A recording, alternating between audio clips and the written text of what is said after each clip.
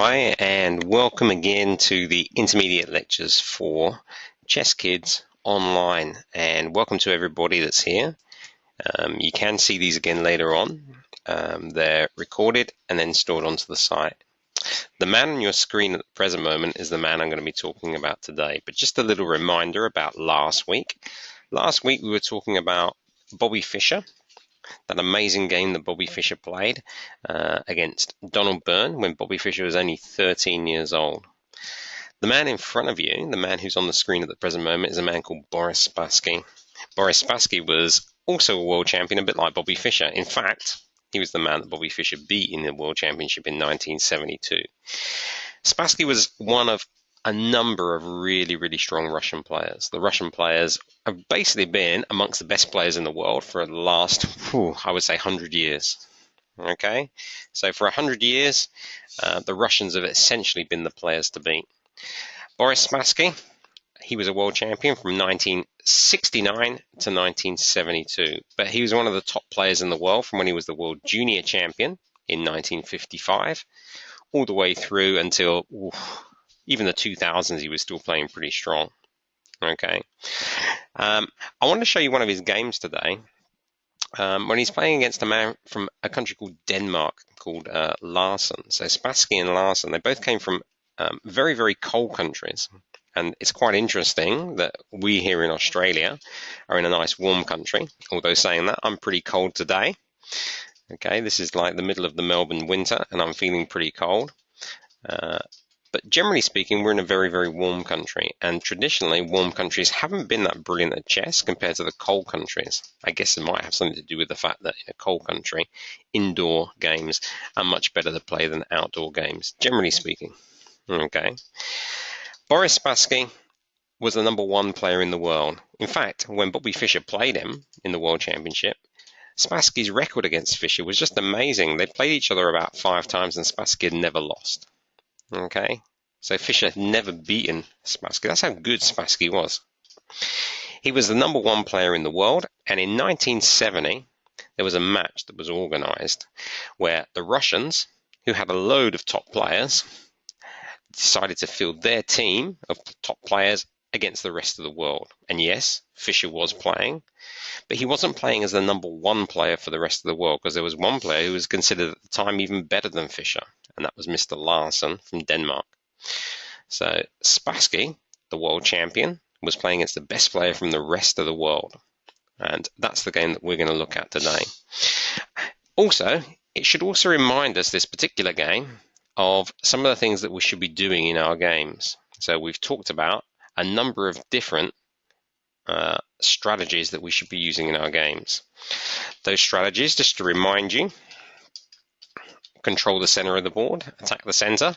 Well, in this game, one of the players is going to do that in particularly excellent fashion. We're going to look at developing our pieces. Okay, and again, one player will be perhaps a little bit more active at doing that than the other. And we're also going to look at king safety, making sure that our king is nice and safe. And once again, one side is going to do this better than the other. And in fact, generally speaking, Boris Spassky as black in this game is going to be doing all 3 of those things better than Mr. Larsen here. Also, there's one piece on the board that you wouldn't expect to be a star of the show. Okay, normally we're expecting the queen to be like the best piece. Knights can be absolutely devastating in a game. Knights can be absolutely brilliant. Okay, and look, Spassky's queen and his knights do great jobs. The bishops, they cut across the board excellently. Even the rooks play a big part in this game, but the star of this show is actually one little pawn. Okay, so this little pawn that's sitting up here is going to end up being the star of the show. Even the smallest piece on the board can play a really big role in the game if we do everything else right. And this guy here has a really big role in this very short game. There's also something else that we have to think about when we're playing our games of chess, and that is, if we do something such as attack the center of the board, so if I pick my pawn up and put it up into the middle of the board, what happens if my opponent doesn't push their pawn into the middle of the board? So what am I supposed to expect? What do I think if my opponent doesn't do one of the strategies that I'm expecting him to do, or even a move that I'm not expecting him to do? And it's a very, very interesting question, because we can look at it in two ways. Let's imagine that I push my pawn to the center and my opponent just like moves a pawn on the outside. Let's just say. Now I could just think to myself, what a really bad player. This guy obviously doesn't know anything. But I could also think, that's different to what I normally expect. I wonder why my opponent did that. And if I can come out with a good reason for why they did that, it might be that I will choose a good move, and I won't just like relax and think to myself, okay, well, they've just made a bad move. I can do whatever I want. Because whenever we make our moves, the first thing we should really consider is, what did our opponent just do? Okay, because we don't want them to do something to us without us thinking about it. Have a look at this game, okay? Because the very first move, Mr. Larsen would have really thrown a lot of people, okay? So his very first move, bomb, up comes a pawn on the side. It only goes one square, it doesn't go two squares. So it's not as if he's trying to build up a lot of space on this queen side of the board. He just moved it one square. So the question is, why did he do that? Why did he move his pawn there when most of us are taught and actually play to push our pawns into the center? Well, this particular setup of putting a little triangle of pawns here is called a fianchetto. Okay, so it might just be that what he wants to do is put his bishop into the middle here. So his bishop is going to go to that square, and from that square, it's going to be attacking in through the center. Whoa, and if his opponent decides he's going to castle, where we normally castle to get our king safe, it might be that this bishop will be aiming straight at the king.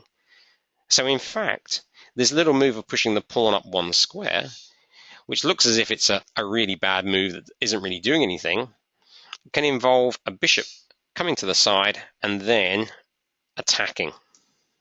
So it can be quite a really, really amazing move. And in fact, we now call this move Larsen's move, named after Mr. Larsen up here, okay? Because he played it so many times in the 1950s, 60s, and 70s. In fact, he had such amazing positions that came out of this that even the very best players in the world, like Bobby Fischer, also use this opening every once in a while. Okay, so Bobby Fischer loved to push his pawn in front of his king, but occasionally he'd push his pawn over here, which is very, very odd. All right, well, Boris Spassky didn't tend to do things like that. He tended to play like most of us would play, by pushing pawns to the center, developing pieces, and getting his king safe. And that's exactly what he does in this game. Bang! He just says, okay, well, you push your pawn to the side. I'm going to push my pawn in the center because I'm gaining space in the center of the board. And when his opponent makes a move, he doesn't just think, oh, excellent, you haven't stopped me from pushing two pawns into the center. He looks at what his opponent's done. The bishop's gone to here. It's immediately aiming at the pawn. So that pawn needs protecting. He could move it, but then the bishop would be able to slip straight past it and will be aiming up at this square here. Very, very dangerous indeed. So what he does, he develops his piece and he protects the pawn. Okay, so Boris Spassky playing in what we would call a very classical way, attacking the center, developing pieces. And we're going to see over the next few moves all of his minor pieces coming out. Okay, Larsen carries on with his unusual style, pushing a pawn up to the side. Actually, this is called hyper-modern chess. Now, look, I don't expect you to remember that, but the hyper-moderns in the 1920s, they invented an idea of trying to control the center of the board from the side. So what they want to do is they want to control these squares without putting anything in those squares. Look at the way that this pawn, okay, the pawn on this square, it's not in the center of the board, but it is aiming into the center of the board. And the bishop isn't in the center of the board, but it is aiming into the center of the board. So that's the way that they would like to play. Okay? someone like Spassky didn't play like that. Or if he could, but he didn't play it very often. Okay, he tended to play a much more, as I say, what we would call classical game, where he would just play by his golden rules. Out comes another piece, another knight. Knights coming out generally before bishops, and that was the way that Boris Spassky liked to play. And he was undoubtedly, at this time, the best player in the world at doing this sort of thing. Knight comes out, knight's not in the center, but as we can see, it's aiming at the center. Okay, so white hasn't put any of his pieces in the center or any of his pawns, but he is aiming at the center. And Boris Spassky then pushes on and attacks the knight, which jumps out the way. We don't like to move pieces twice at the start of a game, but if a piece is going to be taken by something that's worth less than that piece, we've got to move it out the way. Okay, points, or as we call it, material, is the very most important thing that you can use to consider who's in the better position or not. Whoever's got the most points, definitely in the best position. Well, I say definitely. Of course, if checkmate's going to happen, then that's a very, very important thing as well. But points, that was the thing that I would be looking at first. All right, let's see if you can work out Mr. Spassky's next move. It's black to move. What do you think he wants to do? Take the knight? Maybe. Think about those golden rules. Think about the golden rules. Attack the center. Develop your pieces. Get your king safe. Develop another piece. Yep. Okay, have a look. He develops another piece. Bang, out comes his bishop. And, even better than that, it's aiming at the knight. If the knight moves, it's aiming at this very, very important square here. Just a reminder from a few weeks ago, this square is called the weak spot. Okay, so it's very important that you are aware that your opponent's doing that. It only takes a couple of moves, perhaps a knight here. If the knight moves, the queen can come out. Things can start to aim at the weak spot.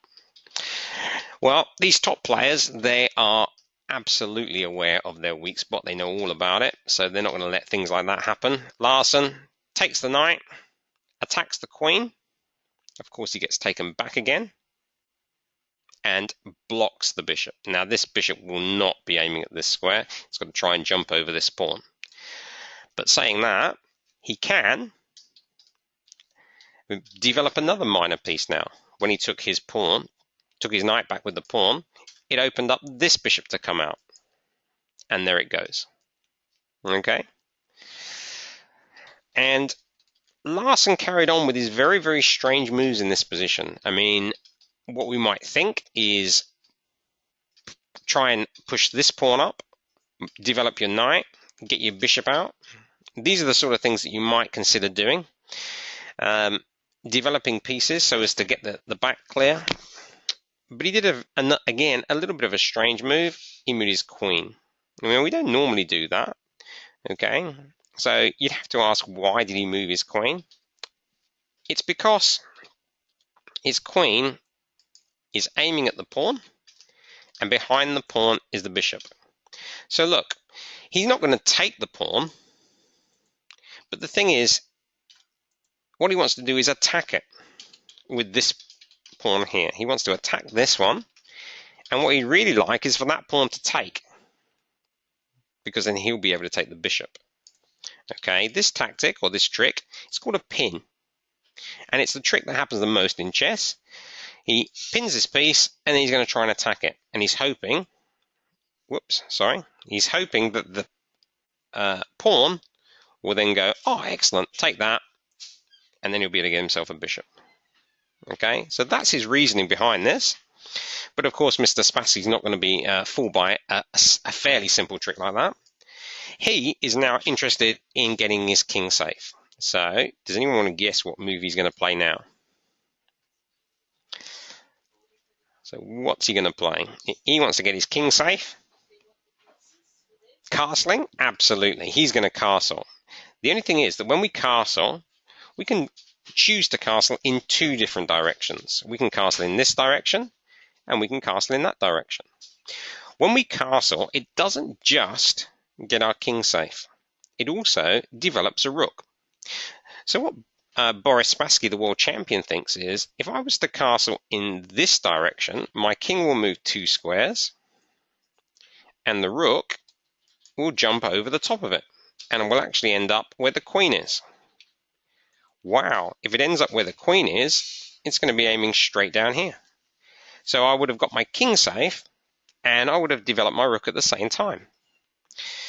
So instead of castling normally and safely on this side of the board, he thinks, okay, I'll move my queen, and I will castle on the other side of the board.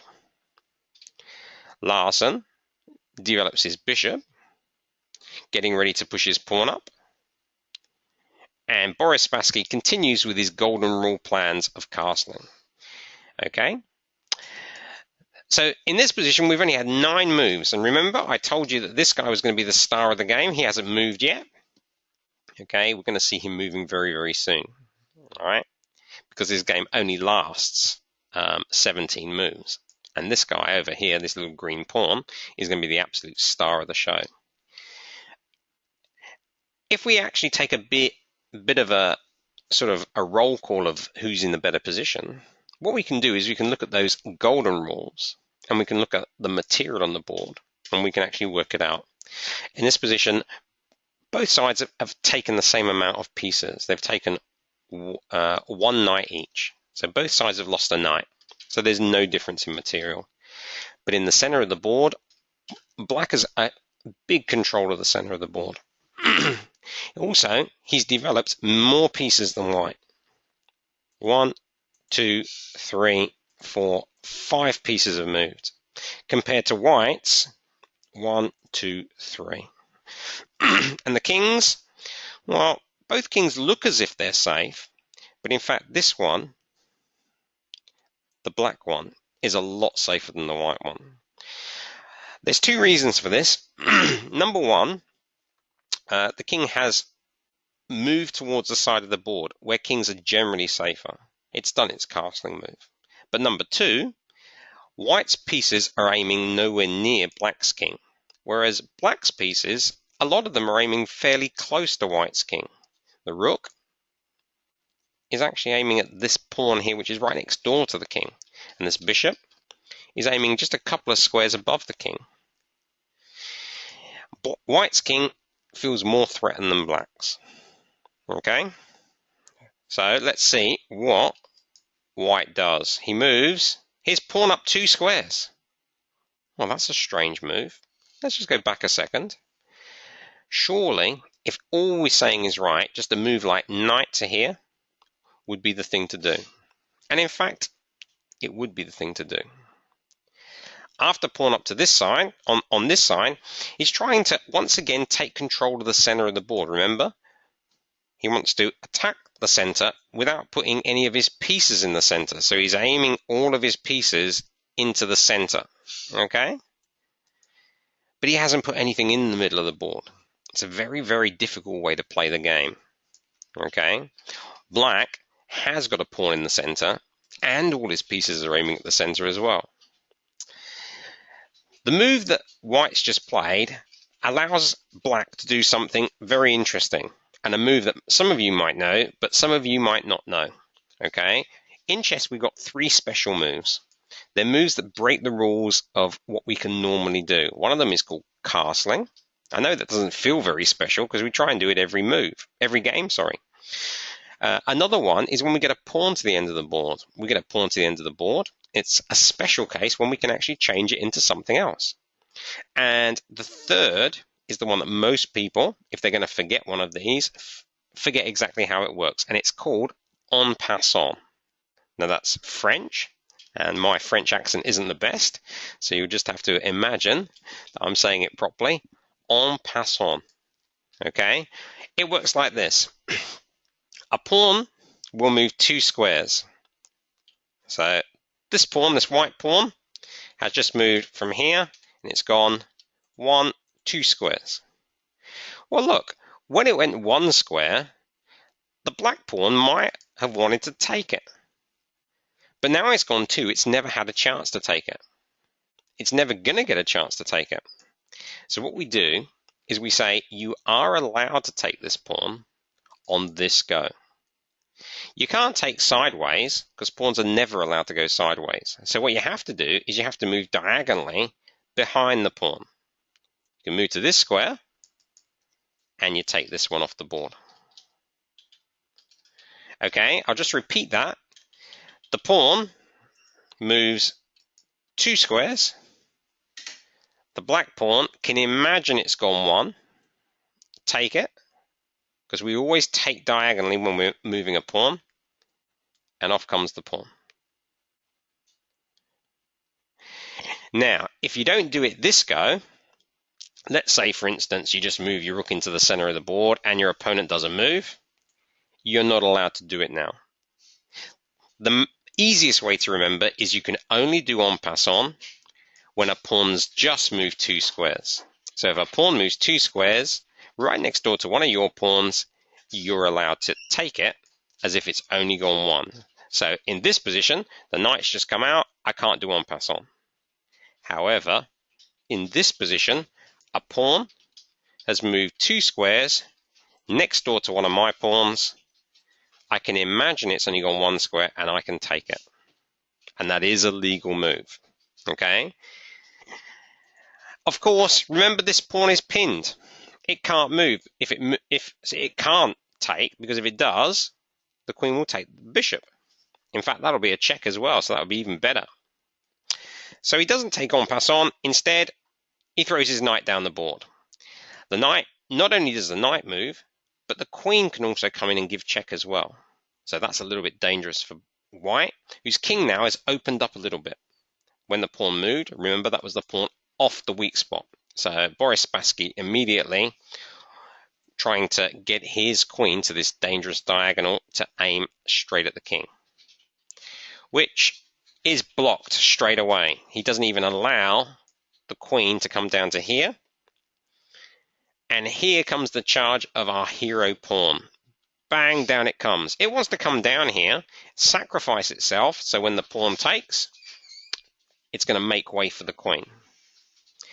But of course, Larsen's not going to fall for something as simple as that. He, as I say, was the best player of the best in the world, of the rest of the world. So what he done? He thinks that knight's a little bit too close to for my comfort, a bit close to my position. It's jumped into my half of the board. Let's try and push it back.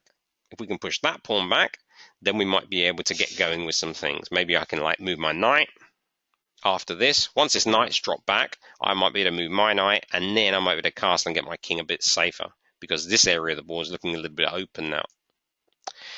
And of course, most of us would just move our knight away. We don't want to lose points, and that pawn is just going to take the knight, and we're going to lose points. But most of us aren't going to get to become world champions like Boris Spassky. And it takes a world champion to see a move like this. He just leaves his knight there. He says, well, if you want to take my knight, you take it. But what I'm going to do is I'm going to push my pawn down just like I wanted. So this amazing pawn, obviously it could be taken, but then the queen's going to be making its way to this square and giving check. And this is a really, really, really bad check to get out of. You've got the choice of going here, but then black's got an amazing checkmate, straight on the weak spot, protected by the knight. Or you have another move of you can move your king to the other side, but if you do that, it's pretty bad as well. Black's knight can do a fork. So can anybody see where this knight can go to aim at? I'll give you a clue with one piece, the king, and another really great piece. So we'll see. We've got an answer. You can aim at the rook. Yep, look, the check here. You can aim at the king. You can aim at the rook. Excellent. What if I was to tell you there's an even better fork that you can do?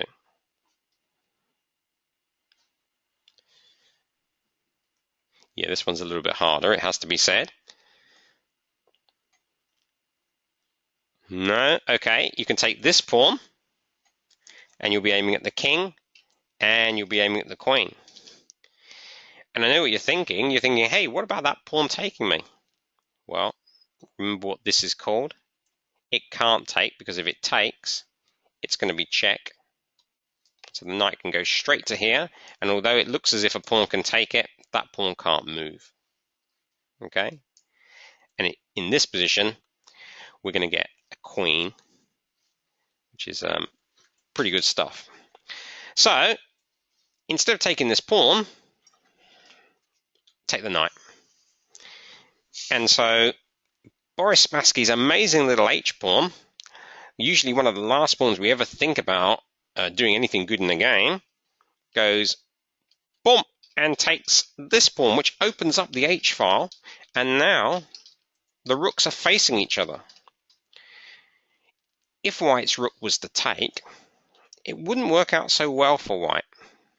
Black could take back again, and then this rook has got a clear run down the board to start checking the king. So Larsen decided to move his rook. Okay, he moved his rook out the way. He wants to take that pawn on g3. And of course, Boris Spassky, now that he's got a pawn this far down the board, is thinking, if only I could get that pawn a couple of squares further down, I'd get a queen. That would be pretty good. So I need to make space for that. I want to move this down one square. So what I'm going to do is I'm going to sacrifice my rook. That's another one of these amazing pins. So the rook can't take the pawn, or it will be check. Of course, it can take the rook. And now the pawn's one square away from promoting. One square away, and it's attacking the rook. If the rook moves, he's got an amazing check that he can do. So the rook did move. In fact, it even went to a square where it could be taken. But of course, he doesn't need to take it. He's got this check that he's been planning the whole time on this dangerous diagonal here. And in comes his very, very best piece, his queen. Attacking the king over the weak spot. What can you do? Well, you can't take the queen. You could block. But then our pawn's going to touch down, and our amazing pawn will become a queen. So the king jumped out of the way. And the amazing little pawn that started up here and then worked its way down the board, it did a take here and then pushed down to attack the rook. This amazing little pawn, the smallest of all the pieces, became an absolute hero in this position and touched down to become a queen. Well, of course, Larsen just looked at the position. He's in check. There's only one way to get out of check. And he worked out, because these top grandmasters can see a long, long way ahead, and he thought, well, look, the only way I can get out of check is to do this. And of course, black would have now got more of his pieces in to give check in this position. His bishop can take a pawn, which is check. And I guess the king would have to move out the way. And now look at the way the queen comes across the weak spot down to the bottom here, and now there's only one way to get out of check, which is a block.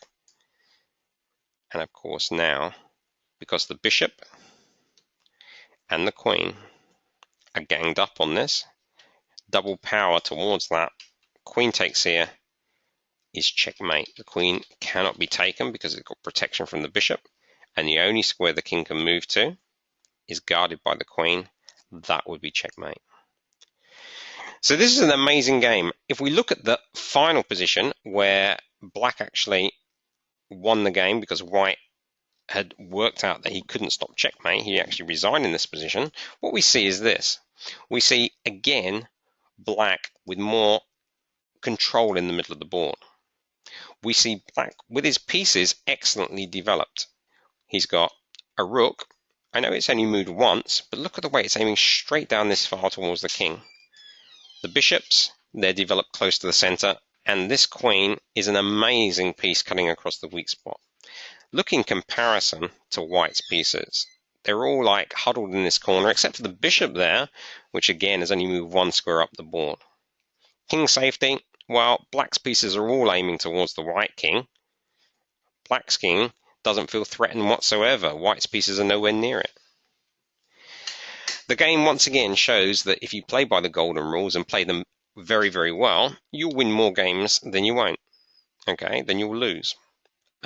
Also, using your pieces, and even the smallest of pieces, to their best ability is a skill that it takes top players to learn how to do.